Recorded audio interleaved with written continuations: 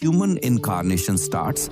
Now the Jiva is ready to transcend because the Jiva has completed its journey before. It is supposed to learn surrender. It is supposed to learn stability, anchoring, staying to the roots, humility, because that is coming inside you, in your DNA from your past lives. This is ancient truth. So when I say sit like a rock, somehow you understand the word. Where? When I say stay anchored, well, you don't have anchor in your feet, but somehow you understand. Be grounded.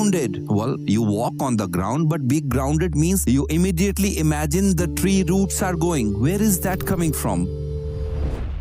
When we talk about the Paramatma, the Supreme Soul, when the Supreme Soul, and from the Supreme Soul comes the soul.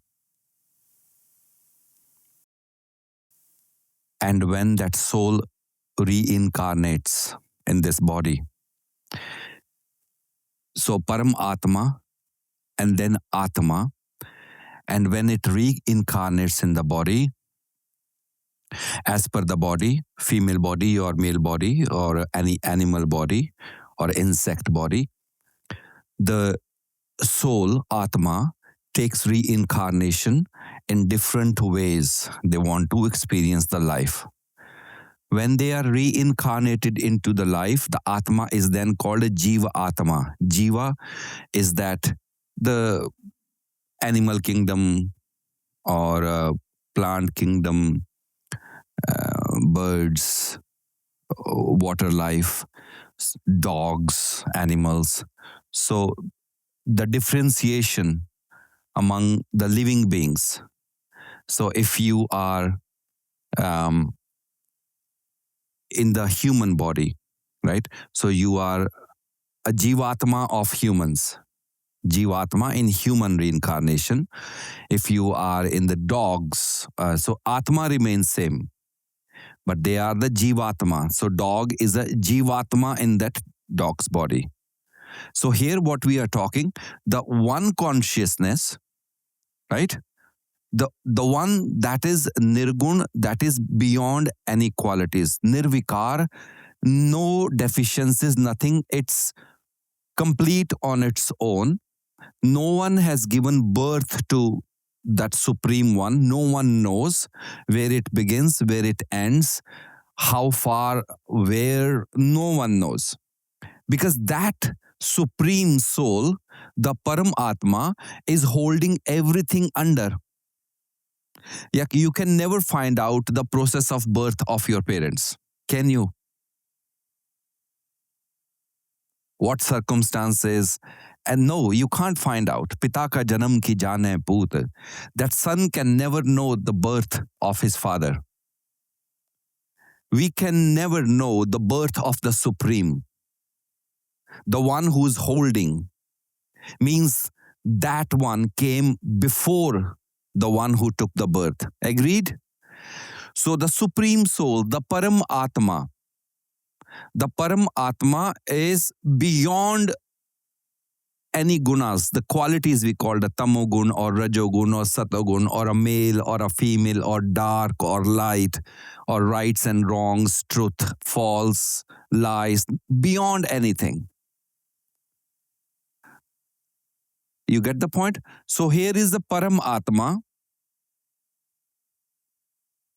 Then comes the Atma, that I'm ready to reincarnate now. And based on what I am going to experience, I am going to create the body of a Jiva or of a body of a living being. Now that living being, human reincarnation, or even the snakes, the dogs, the camels, the fish, the insects, they all have the same life force flowing in them. But they are the Jivas. Now we are all Jivas. Differentiation when the soul has reincarnated, Jiva. So you are incarnated, you are a soul reincarnated in the female body, or some reincarnate into the male body. So the Jiva, the Atma, is now the Jiva Atma. When you are residing in the body, then you are the Jiva Atma. So Jiva Atma, based on their yoni, based on their the area of functioning, they create the karmas, they resolve the karmas, they experience the karmas. So like the animal kingdom, the dogs, we call them Pashu Yoni. Pashu Yoni, the Jiva Atma, the Atma is reincarnated into the Pashu. The Atma is reincarnated into the animal kingdom. So the Atma will behave as per that constituency of that constitution of that body. Dog will behave like a dog. So because it is that characteristic of that yoni, the kingdom, the Atma will behave as per the dog. The Atma in the fish will behave as per the fish. It will not start behaving like monkeys.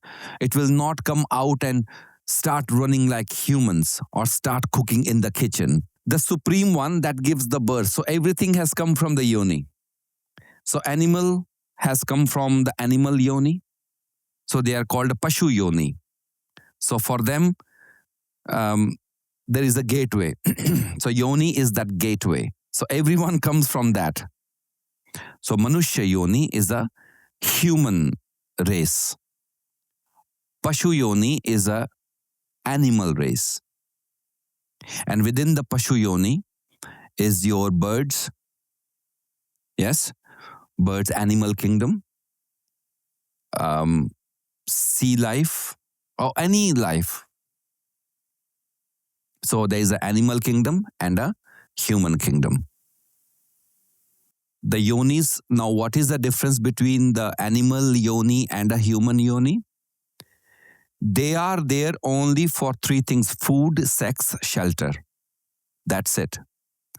You can't imagine them getting realized. And their vertebra is always horizontal to the ground. But human vertebra is straight. That means you have an option to go up or behave like an animal. Many human beings, food, sex, shelter. That's it. They live another day to eat and have sex and sleep. There is no difference then between them and how animals are living. People who commit rape, they are the lowest form of animal instinct, because when animals go through the heat, they fight with each other to conquer the female. Yes. Similarly, in the male, in the human yoni, in those awareness, when the heat rises, you can't think, you can't see, you can't do anything. That is the difference between animal yoni and a human yoni, that humans are given the choice, the thinking power, the rights and wrongs, and a choice, free will, options. The animals don't have. If they are thirsty, they will drink from the muddy pool as well. They will eat from anything. So like mineral kingdom teaches us to just be. Animal kingdom, so yesterday when I was asking you, okay, let your breath go and put your feet under and stabilize yourself. That is called Vrikshasana. Vriksh is the tree. Be like a tree. Now, if you, in that moment, if your breath is not in control, the tree is moving, you can't stabilize yourself. So Guruji says that, okay, exhale slowly, single point focus, and calm your body, and you get stability. That means now the Jiva Atma in you, now you are taking the position in your body. So that is Jiva Atma. Animals, like I said, they have a choice, animal kingdom. And from the animal kingdom, now the journey starts. And we, in our belief system, the last incarnation of animal yoni is the cow. And from the cow, the next lifetime as a human reincarnation starts. So you know that in Hinduism, it's very sacred to us because it is a complete animal. It can cry, it can feel the pain when the calves are taken away. Okay, it feeds the cow. It looks after that. It silently talks to the owner as well. Very intelligent beings. And eating the beef means committing a crime. Crime, I will not use the word crime or sin because if somebody has to it, I can't do anything about it. But those mammals can hold the emotions inside. Okay, when they take them to the abattoir, so the animals can feel the death there. So when the human reincarnation starts, when the human incarnation starts, now the Jiva is ready to transcend because the Jiva has completed its journey before. It is supposed to learn surrender. It is supposed to learn stability, anchoring, staying to the roots, humility, because that is coming inside you in your DNA from your past lives. Okay, so then when the Jiva soul enters, the human reincarnation takes, but it immediately goes into the lowest form of human being. Now you have learned from the mineral kingdom, from the animal kingdom, from the plant kingdom, but you have no idea about human kingdom. Humans are also part of animal kingdom, but human reincarnation. So the lowest form, what happens? Lazy asses, absolutely. Beggars, poors, murderers, rapists, can't think about the world, the higher dimension. They stay in the lower dimensions. Drug addicts and all that. They are just there to die. So they are experiencing the lower dimension. At that moment, they leave the body, they go into the lower dimensions. And there are further 7 lower dimensions that we cover during ancestral release as well. Right? I myself have when Guruji, Guru Mandala gave me the blessings to now go and help people to release the karmas, and during karma release we do ancestral release as well. They made me experience all those dimensions before, so I can talk. Yeah. This is ancient truth. Hanji, so when I say sit like a rock, somehow you understand the word. Where? When I say stay anchored, well, you don't have anchor in your feet, but somehow you understand. Be grounded. Well, you walk on the ground, but be grounded means you immediately imagine the tree roots are going. Where is that coming from? Flow like a river. Where does it comes from? Be flexible.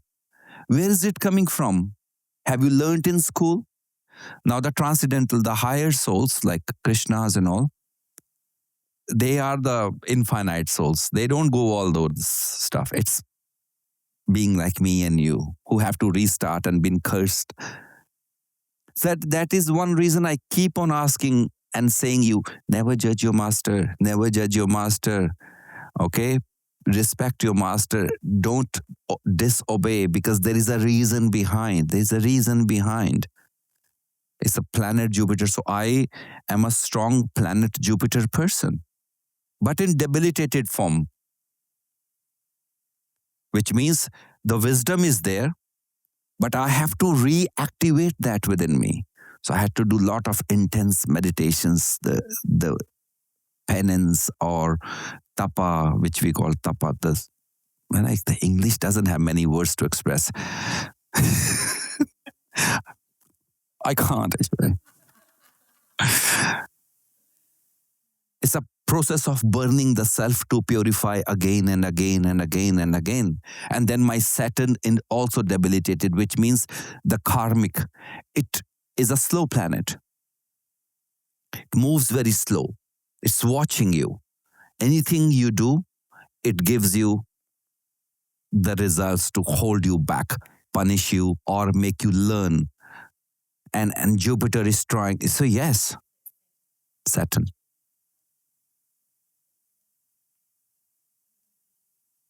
Hmm? Today is Saturday. Hanji. So all of that contributes. That is why when we do the prayers, we always thank to the universe, all the stars, planets, constellation, sun, moon, earth. So my prayer is complete on its own when I do it for you. Fauna, Hanji, and your ancestral line, and then family, and the parents, and friends, and the guardian angels, the protectors, and the land, and your own physical body, and subtle bodies, and your master, and your master's masters. Absolutely. So, all through the prayers, I am trying to invoke your ancient memories. So, it's just not the words, there is an expansion of everything. It's a prayer of the universe. So, here, the Jivatma is now in the Manushya Yoni, in the human reincarnation, and it starts from the very basic levels. So, survival instincts, survival. How do you survive? So, you see, you have to survive when you eat. So, first of all, the whatever the child sees, start putting in his mouth. Don't worry how it comes out, but you must eat. That is a memory of survival. Self-preservance. I have to preserve myself. Even the nature preserves. As soon as when the spring comes, as we are entering into the summer and the summer is entering into the autumn period, the trees start producing seeds. So it can preserve itself in the coming time. And that's what you do as well. Preserve, reincarnate. Animals go through the heat for the same purpose. Self-preservance.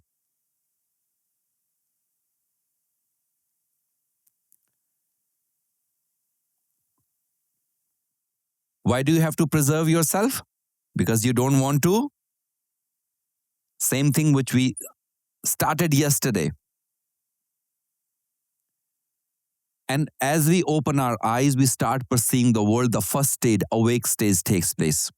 You see the world through sense organs, but at the lower levels, you're only considering what can I eat?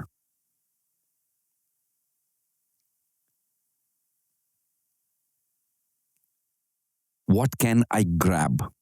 What can I snatch? What can I do to be powerful? Because I don't want to die. So animal instincts are there at the very base. So that time your awareness is in your mooladhar. Laziness, food, sex, all that kind. And those people you talk about meditation, nah, you won't be. They won't make any sense to you. So some of our family members, we are born in a family which have only animal instinct. They don't want to know. They want to know what's for the dinner. Are we going out? The tastes of life.